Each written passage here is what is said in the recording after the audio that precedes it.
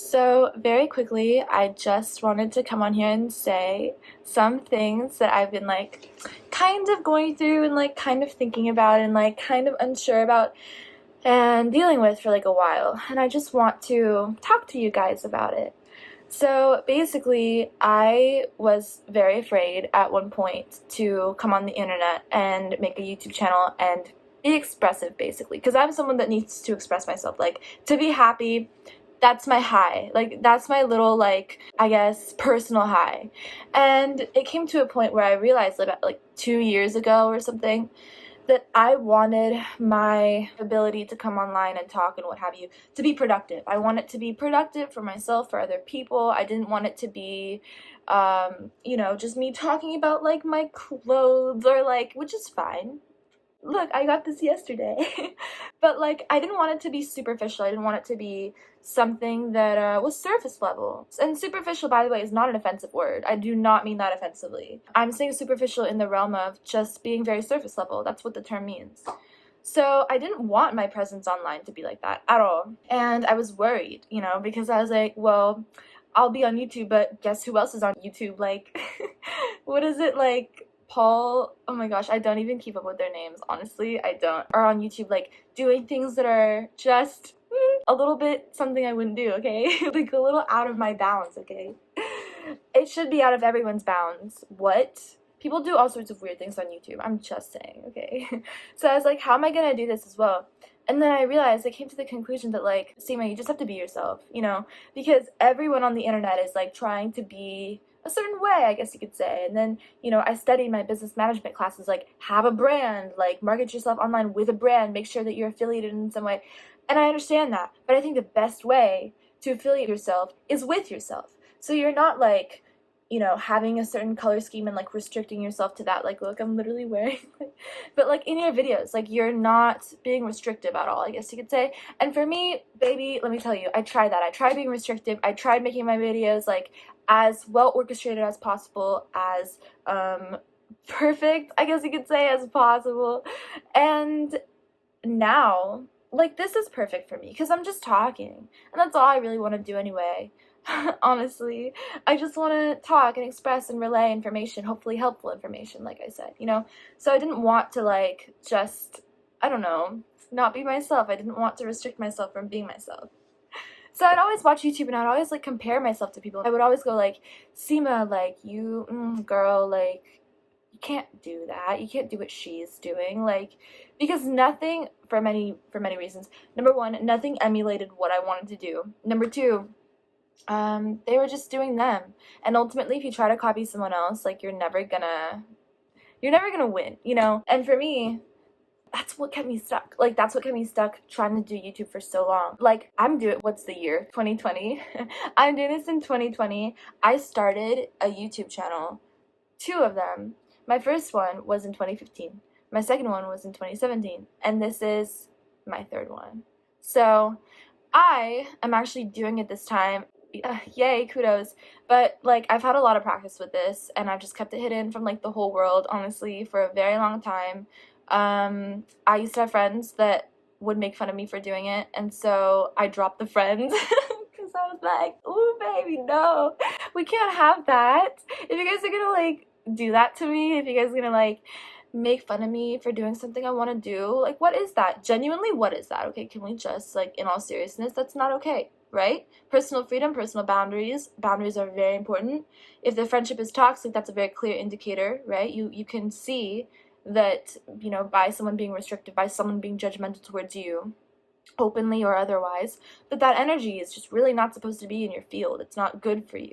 It'll keep you stuck in certain situations, patterns of thinking, conditionings, etc. So I was going through that, and I was like, dude, I'm not about that. I'm not about to be restricted in any way. I'm not about to feel judged by the close ones around me in any way. I love these people so much. I would support them. And when I realized that I would support them in their endeavors, it clicked that I need that too. I should actually have reciprocal friendships. I had many toxic relationships and friendships in my life. Ooh, yes, I have. I'm the best person to learn from when it comes to that kind of stuff, because everything. I've had everything, okay?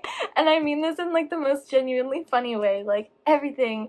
And it's cool because like I've been able to experience like all of them, you know? So I'm grateful for that. And now I can come on here and like help you guys, like if you need help, you know, or like just give you like, I don't know, whatever I can give you. Honestly, I'm not even gonna put a name to it because you decide what I give you. Whatever I give you, know that it's with good intention, right? Know that it's with the loving intention to express my love to you, number one, and number two, to maybe help you, question mark, and like anything you could be going through, question mark. Maybe, I don't know. But if it is, great, you know? And that's why I said I want to be talking about like productive stuff on the internet. I don't want to be not doing that, okay? So, I also think that the best form of productivity is authenticity. That is my, tattoo that on my bum bum. Like, that is my thing. It is so amazing to be able to be authentic within yourself. Like, even if I wasn't being filmed right now, like, y'all don't think I talk to myself? I talk to myself all the time. I just love to converse with myself. We have conversations, and we're very highly intuitive, highly aware, and we get things done together. When I'm not talking to myself, yo, this is such a Gemini thing, I'm just saying. Yeah, I'm a Gemini, okay? In case anyone was wondering. But this is such a Gemini thing, like, to be able to talk to yourself and to really exist in, like, a dual way of seeing things. Because that's what I do. I see everything in its good and bad state, and then I respond with love, you know, which is what you're supposed to do. Because if you respond from anything else, you're responding from illusion. Yeah? And things that are surface level and ego-driven impulses. So I don't do that. You know, I do my best to respond with an air, an aura, a feeling, a mood of compassion. Compassion is number one, right? It is before love, actually, and it's most important. So yeah, I should have said that I respond with compassion, but love follows usually, unless I'm irritated. Unless I'm irritated. Love usually follows, so compassion and love go hand in hand. So yeah, and you know, if I feel badly about anyone or anything, I make sure I understand why I feel bad, you know. So I sit down with myself and I'm like, Seema, what is going on? Like, why do you feel upset towards the situation? Why do you feel off put by this? Why do you feel like you can't compare in some way? Why are you even comparing yourself, you know? So I really ask myself these questions. I sit down with myself and I go, okay, like, where does this stem from? Have you had trauma about this? You know, everything that you've learned in the past, like, how does this apply? How does the beginnings of your life apply to this? How has your upbringing maybe contributed to this issue? And I just dig. And it's like, it's really cool because I get it immediately now because I've been doing this for 2017. I've been doing this since 2017. I forget what year it is because, on some level, like, well, if I'm just really gonna be completely honest, I forget the year it is sometimes. I don't forget it, but I like will have to think because my mind is always like scaling different like time frames and like comparing things, and I just do a lot of learning and stuff. I have like all my notebooks right there from everything I learned. So so yeah, I do the questioning to myself, and then I find that I knew the answer already, and I find that, you know, I don't need to feel this way about anything or anyone or any situation.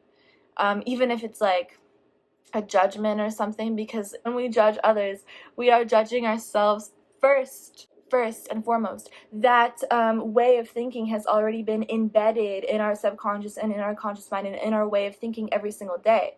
So because that psycho-cybernetic, yes, I read a book on this, because that psycho-cybernetic ability is already there, that conditioning is already there, we respond from a way of judgment, we respond from a way of, you know, feeling negative about the situation, and that inhibits and that impedes the innate light form, the innate love that we are present with all the time. It never leaves us, because it's within the soul, and guess what, if you're alive, you have a soul, okay?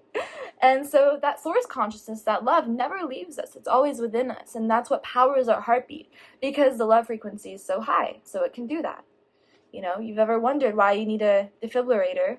Is that how you pronounce it? Yes. Defibrillator to start your heart. It's because it works based off of electricity. What is electricity? Electricity is a frequency, right? What is the highest frequency? Love is the highest frequency on the scale. If you look at this, you can just Google a frequency scale. It's right there. So, yeah, so I do my best to respond from like, you know, that place of compassion, because I know it's already within me. I feel it all the time every day when I meditate in the morning. I feel it all the time every day when I pray, okay? And I do my little things that I do. You know, ask me if you want me to make a video on that, because I won't unless you ask me. Because I'm hesitant. I'm really hesitant. When it comes to like personal, like I can coach whatever. Like I said, I've literally been doing this for 2 years. Like if you have me on LinkedIn, like I have, yeah, it's so bad. You can look at my credentials, okay? Everything's there, I promise.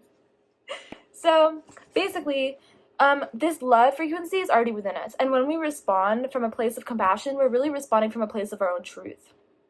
Yeah, so I like try to channel that as much as I can. So Seema, do you still judge other people? Yes. Okay, yes, I do. Sometimes, not often, because the more you practice being in that state of response, the more you will be in that state of response. So not too much, but sometimes I do. Like sometimes I will feel, it's not really judgment towards the other person, it's more so like I immediately feel bad about myself. Like I'm very sensitive, so it's not about the other person. I can immediately understand and feel that it's coming from me, it's radiating from me. It is a me problem, it is not a them problem.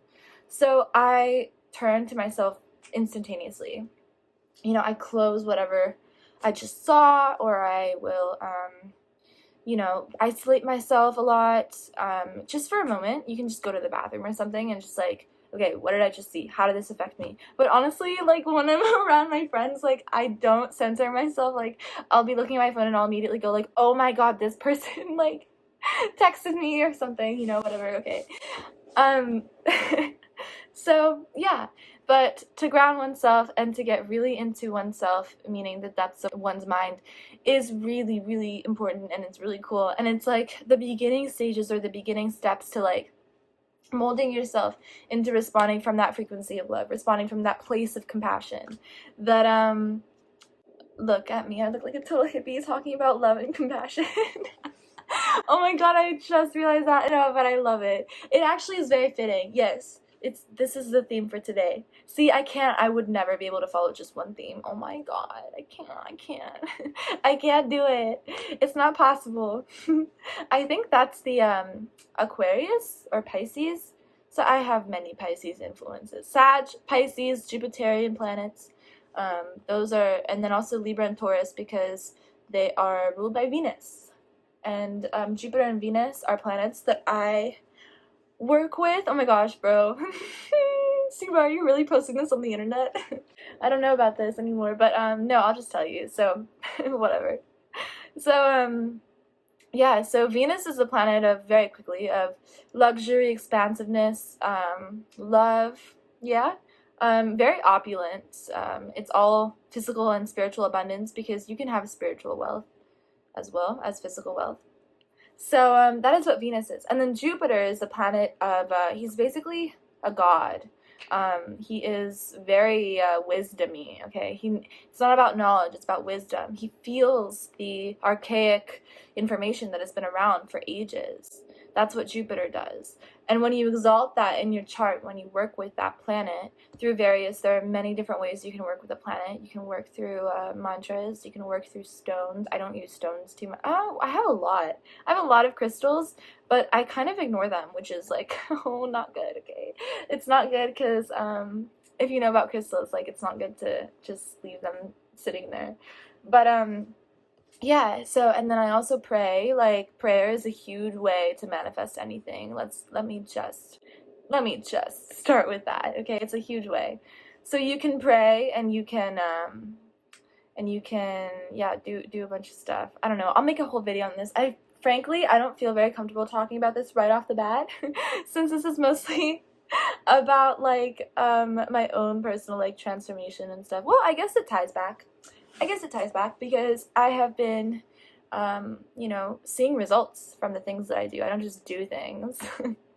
Like imagine if you went through your day and just like did things. I mean, like I did that. I still kind of do that. I feel like everyone does that, okay? But I plan things a lot, you know. Actually, let me tell you guys something. the time that I completely just like did things without planning or without meaning or without reason or without purpose or without being in the moment is when I was the most depressed. I'm gonna tell you that openly and honestly, and take it from literally the most sensitive person in your zip code, no matter what side of the world you're on. I am the most sensitive person in your zip code. I don't care if we're near or far, because if you're watching me on your screen right now, I'm the most sensitive person.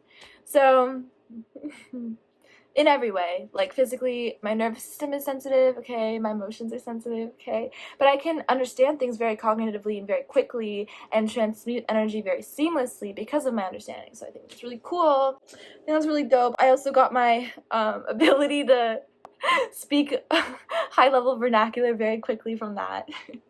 So yeah, so it's just really cool. I can go into like more depths about, you know, the mystic stuff that I do on a personal level, but on a other personal level, on a growth level that is more entwined with my YouTube journey and whatnot, that I'm sure, you know, some of you might be relating to or might like in particular, because maybe you want to start a YouTube channel, or maybe you want to start your own personal business, you know, your entrepreneurial startup from your home now, which is really cool.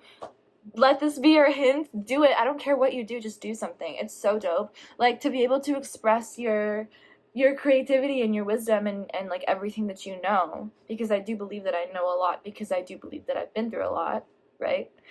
To be able to express that in like a drawing or a painting or a video or what have you, a dance, so beautiful. In fact, even if you don't think you like, even if you don't want to or whatever, like even if you just do it, you know, out of not even knowing what you're doing, it's still so beautiful and you have fun with it. Like, isn't painting fun? Isn't like running fun? Well, for me, okay. Isn't you know, art fun? Like, isn't talking to your friends fun? What do you do when you tell your friend about your day? You express yourself. It's so amazing. Like, we all need to be doing this. And, you know, I think it goes hand in hand with also self-discovery. So this is how it works. When you discover yourself, you express yourself, or you like learn new levels to express yourself and like ways to express yourself and things you're into and interested, and you have so much love for yourself now that you've learned about yourself that you can figure out what you're into and then continue in that direction, and you allow yourself to do so, right? So self-discovery is in tandem with being able to do new things and have new hobbies, and that cycles right back to self-discovery, because when you have new hobbies and when you do new things, you learn even more about yourself, and you can once again get into that phase of self-discovery. So it cycles back and forth like this, right? Like over and over, the two cause each other. This is actually reminding me of the yin and yang, which is like, by the way, it's like a symbol, like we all know that, hee. Oh my gosh, why am I being so spiritual in this video? I'm annoyed. Sometimes the videos are very practical and then other times they're very esoteric, and I guess this is just one of those. So, but yeah, so the yin and yang thing, yeah, you've seen one of those, yeah, if you're alive. It spins in a circle. Sorry, was that rude? Oh my god, I'm such a Cancer, like asking if that was rude. I hope it wasn't rude. I did not mean it in a rude way. But the yin-yang circle is basically spinning all the time. It's not solitary. It spins in a constant rate, at a constant rate, and in one direction. So typically I believe it's left to right is how it spins, so clockwise. And that's really cool because that just describes what I just depicted of the cyclical nature of self-discovery and exploring your talents and hobbies. They're cyclical. They cause each other. And I think it's amazing because that is how the yin-yang symbol operates. And if you look at symbols like this, you know, archaic symbols or what have you, you can see that the yin-yang, you can see that like the Eye of Horus, you can see that the cross, all these things, whatever. Oh my god, so esoteric in this video. Why? Okay, sorry. I'm sorry. I have other videos. Go on my YouTube channel. I have a lot more. But so all of these symbols like are patterns and things that you can find in nature, which is crazy, and they also depict laws found in physics. And this is where sacred geometry comes into play, because what sacred geometry is it is quite literally geometry found in nature, but it actually explains mathematical relations between different theorems that are proved. So like take Newton's third law. Was it his two? Okay, oh my gosh, no, I'm forgetting. Okay. One of Newton's laws of motion states that states that every action has an equal and opposite reaction. So this is your law of attraction that you hear about, because it's like whatever you put out, you'll receive back. every action has an equal and opposite reaction. That is a scientific theorem that was proved that correlates directly with a spiritual theorem that has also been repeated over and over again. So it's just really cool to consider and to keep in mind. But yeah, I really like to explore how like things connect and things relate, and you know, it's just so fun for me. Like, it's something I feel like I need to do. I don't know, something I feel like I need to do to be able to understand things on a very broad spectrum, on an emotional level, on a mental level, on an understanding type level, which is a combination of the two, and on a spiritual level. It's just something that I really, really need to do. So I do it. I like ask questions, I find out answers, I connect two things together, I connect three things together, I try to see how everything works in tandem. Oh my god, I'm such a nerd. I'm so sorry. Sometimes I really do be nerding out. Sometimes I really do be nerding out in my videos. Hee.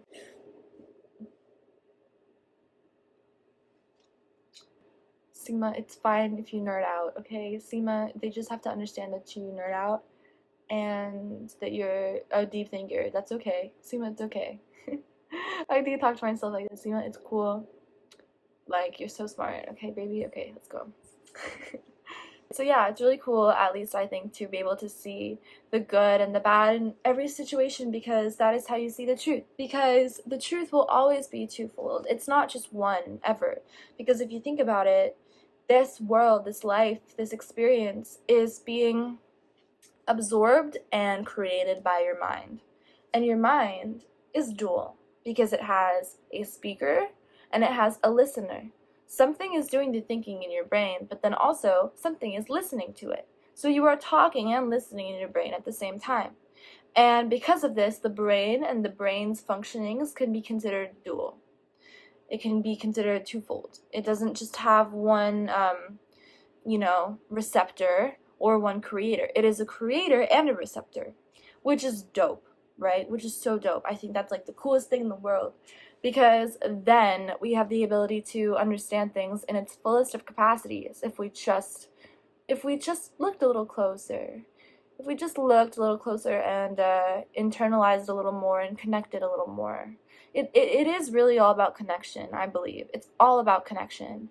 When we numb ourselves, I'm just going to say this, point blank, okay? Don't get offended, okay? Promise? Promise? Okay. When we numb ourselves from connectivity through types of music, types of food that could be harmful for our bodies. I'm talking about health harming. I'm talking about, harming ourselves, which is unnatural. So when we do these things, when we ingest certain toxins in our bodies that are not good for us, by means of absolutely anything artificial, when we partake in the most destructive of all damage, which is emotional damage, then we willingly, over and over again, keep ourselves in mental and psychological traps that we play into and cultivate our lives around, right? Around those traps. So when we do this, I think, like I said, emotional health must be protected. So when we do this, oh my gosh, this video is getting long. It's getting long. I have a problem with getting too long of a video. See, that's fine. It's fine, honestly, whatever. If people want to watch, they'll watch. If they don't want to watch, I don't care, baby. You don't have to. So, where was I? I do so much teaching, but like, I do so much teaching. So when we hurt our health in these ways, we become more disconnected to everything around us that could potentially be serving us, communicating with us, helping us, teaching us, right? Allowing us to understand things. And the essence is teaching. The essence of all of these things that we are missing out on is the knowledge that we have come here, incarnated here, to learn. Because if you're alive as a human being, you got some learning to do. It's beautiful. Shut up, it's beautiful.